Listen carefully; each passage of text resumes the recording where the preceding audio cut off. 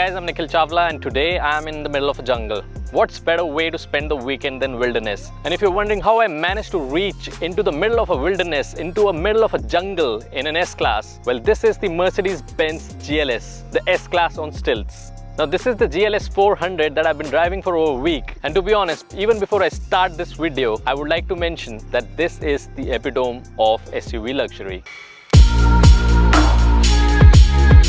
Now the 2020 GLS has a complete overhaul of the look. You can see the multi-beam LED lights which have individual LED that throws light on the road up to 650 meters. That is like half a kilometer of throughput of the light. You can also see the grille has completely changed. There are two bars here, the Mercedes logo, the huge one this time. There are sensors inside it. There is a camera here. You can see that there are huge air vents right here. You can see air dams here, though there are no holes in there, but they'll give you a good SUV feel. You also see sensors all around the car and a lot of chrome here. Also, if you notice, this has gone massively bigger, but the headlights have shrunk. Now you'll see these headlights being transitioned into the new upcoming S-Class in the coming months, because Mercedes is changing its light generation from bigger ones, chunkier ones to slimmer ones, and you'll see those wraparound lights at the back and also in the front have gone real slimmer.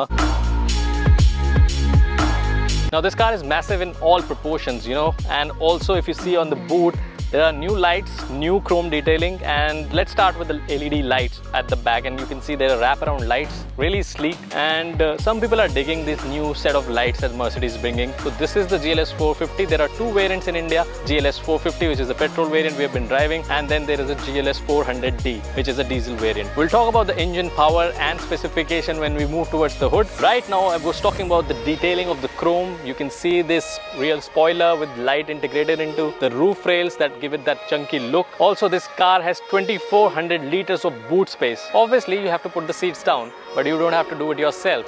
The car does it for you. Let me show you. So this is a smart key remote. You just need to keep the key pressed and the boot will open automatically. So even with all the seats up, you get ample amount of space here. You also get some under boot space where you can put the spare tire, toolkit and other things. You can also hang the tray so that you can easily access. Nobody has to hold for you, so you can just hang it, pull the tire out and put it there. The tires are smaller than the regular size that you get, the 22 inches wheel. It's a smaller size. It's just the emergency tire right here. And talking about the buttons on the back, you get there are three buttons here. First one is third row left, third, and the second is third row right. The other one right here, which shows an arrow next to the car, is to lower the boot. This is for easier loading and unloading of stuff. So right now if I click it, the car will start rising or lowering according to what I've done last. So I had lowered the car, so now the car is rising up. So because of airmatic suspension, you're able to do that. Now let's do some magic and show you 2400 liters of boot space.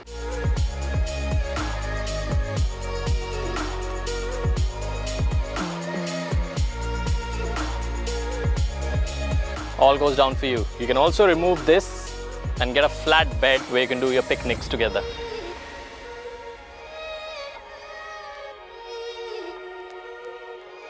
So once you're done enjoying gazing at the stars or looking at the nature from your sunroof while lying down, you can just get out and press this button and the seats will come back automatically for you.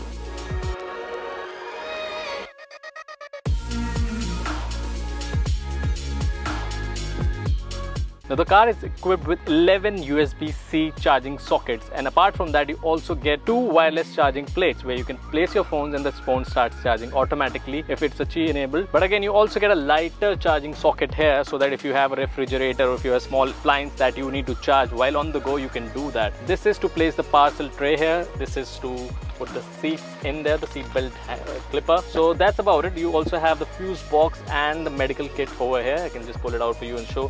The fuse box is here, so all your fuses here, and also the medical kit, you can keep it here. Now the GLS has always been massive, but this time around it's 77 mm longer, 22 mm wider, and a 60 mm increase in the wheelbase, making it even more mammoth. Now this is definitely the most mammoth SUV, a luxury SUV that you can get in the market. You can also increase the active suspension. It has got airmatic suspension which you can increase or decrease according to the terrain you're driving on. I know the GLS is a mammoth car, but to give you a proportion or an estimate of how huge it is, let me show you how it compares to the GLC. Now as you notice, the GLC, which is again an SUV, was hiding behind the GLS and you couldn't even see it. So this gives you a proportionate of how huge the GLS actually is.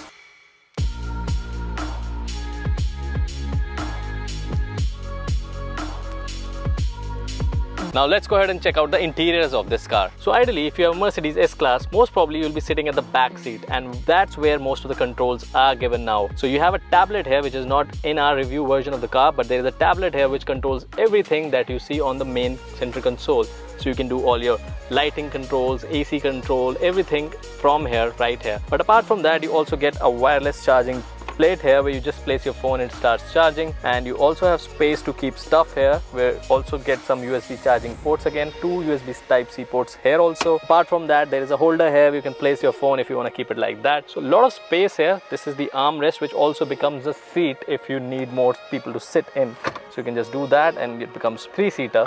If you want just 2-seater, this is what you do and pull it down. You can control the sunroof from here, the curtain for the sunroof. Also, you can control your own curtains. You can even control the seat from here. So if you are sitting here as a passenger, you can put this seat even further so you get more leg room in the car. You can also, completely take over the seat, so you can just pull it even further up and get even more space for you. So as this is supposed to be the VIP seat, you get all your controls of air conditioner over here also. Even if you don't have that tablet, you can still control your air conditioner from here. There are 3 vents for the rear seat passenger. In fact, 4 if I look at the floor blower also. This is one of them, second is on the door, third is on the roof, and fourth is in the floor. So it's all surround air coming to you. And this car has 5-zone climate control AC. That means both the front passengers get their own AC controls, both the rear passengers get their own AC controls, and the fifth and the third row also gets its own AC control. So 5 climate zone air condition controller. Also, you have more charging ports here. So if you just pull it down, you can place stuff here, and then 2 Type-C charging ports again. Even otherwise, even if a 6-feet person is sitting in the front of the car,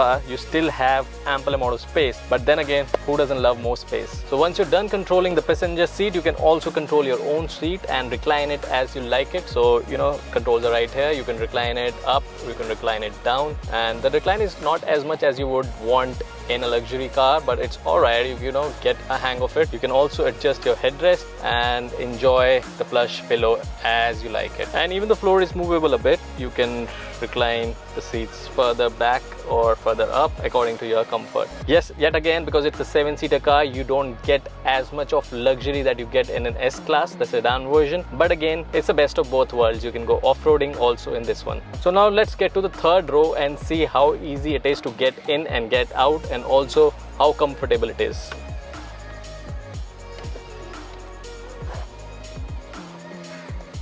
So the entry and exit are not that bad, but you would have to wait a good 30-45 seconds for the seats to adjust for you. You can also press the button and get them back again. So you have to keep it pressed so that it gets back to the right position. On the back also you get cup holders on either side, and also Type-C charging ports on both the sides, and also the buttons to adjust the seat in front of you, the second row seat. So not much of a space, but as a child or an adult who's around 5'8", 5'9", can sit for a few hours in the city, but on the longer run it will be getting uncomfortable, to be honest. And also as soon as you sit, the headrest really gets into your back, so you have to adjust it beforehand if you want to be seated comfortably back there.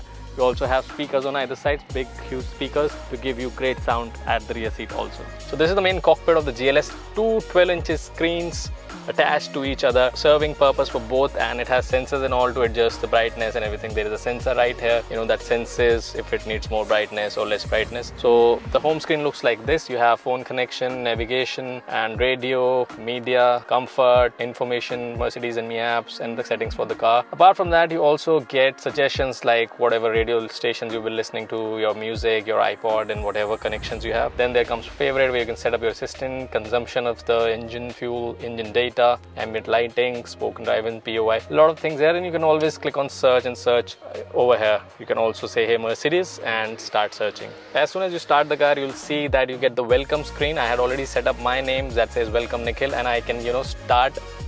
And now what it does is automatically adjust the seat for you. You can also assign gestures.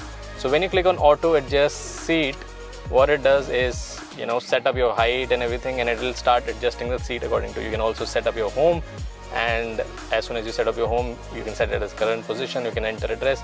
then you can continue, and if you have a device connected you can connect that, and then it's finished. So this is the basic home screen, where the MBEX experience, the Mercedes-Benz user experience, where you can set it up and the seat moves according to. So if I click on start positioning, the seats and the steering will automatically adjust to my height. Now you can obviously change it later if you don't like the setup done by the car for you. For me it's quite lower than I would usually like, and even the steering has come out quite literally in my face. So I would rather prefer it, you know, the seat a bit up. So you can obviously switch it off and manually adjust the seat the way you like it. You can lift it up, you can move it forward, and you can also adjust the steering, which is electronically controlled telescopic steering. You can move it up and down with the button.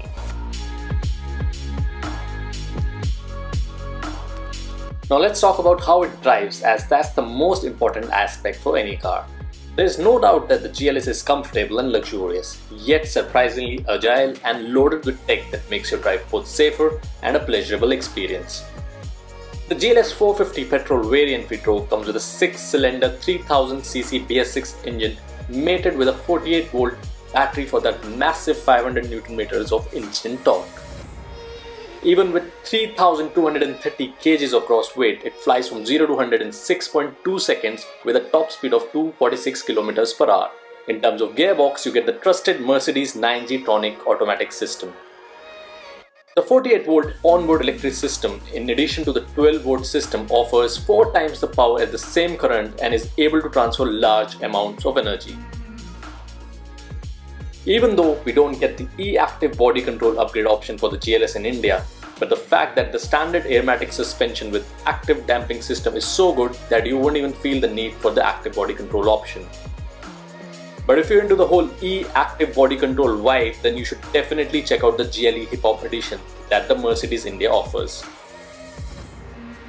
But it's not just about the raw power, comfort or luxury of the GLS, it is the state-of-the-art safety that it offers.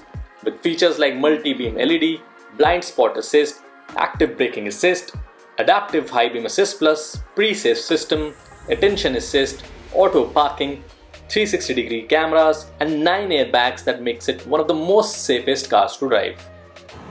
So in India you don't get the augmented reality navigation or the autonomous driving features, obviously because the traffic conditions are very different in India. But you do get auto braking from either sides of the car, whether it's the front or the back. You know, you're reversing the car and if somebody jumps in, it automatically brakes. And same thing happens on the front. If somebody walks in abruptly, the car stops automatically. So it's always better to be inside and in control of the car, but it does that for you. Also, there is lane assist on either of the sides. So if you're giving turn indicators from either of the sides, and if somebody walks in or drives in, you get a visual warning and an audio warning, which is a pretty loud one. I'll just give you an example. Somebody's coming from the right and I'll give you the turn indicators, and you would see that as soon as he comes closer, there's a visual warning, the red thing in the mirror, and that's the visuals, the audio sound. So the bumps ahead are getting rougher and deeper, so we need to switch to the off-road mode. So we can do that by 2 ways. First is, you know, select from the dynamic mode, click on that. It's just, you can select eco or you can select off-road. If I go to off-road, you would see over here that the car is rising. Literally, you know, the suspension is lifting and I can feel that the car is lifting. You'll also see the shot from outside and you can feel the car is completely going on stilts.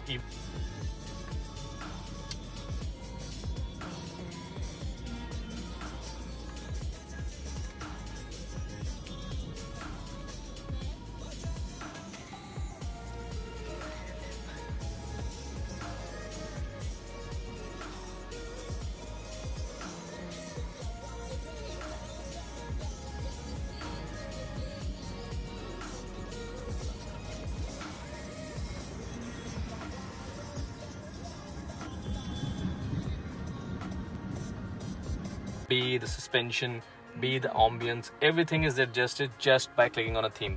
So right now, definitely from comfort to adventure. Now when you get into adventure, it activates all the cameras. You also see if there is anything that you need to be careful about. It shows you all the stones, because when you're in adventure mode, you need to be sure how the terrain is, how rough it is, how smooth it is.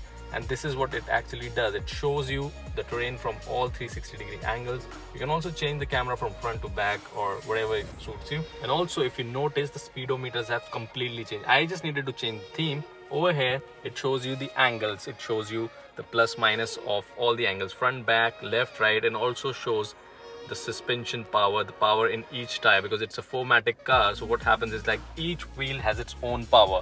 Now I'll drive and you'll keep noticing the meters and you'll see every tilt angle, even the minutest of angle will show in the meter.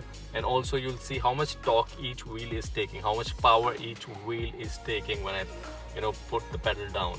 And also at the same time you see the visual guidance that you see in the car. So let's see how it goes through this swamp.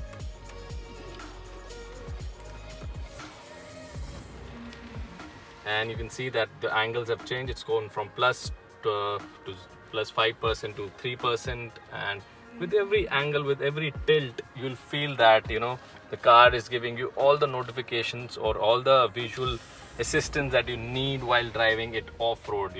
All the tilt angles, all the power. It also shows you the direction.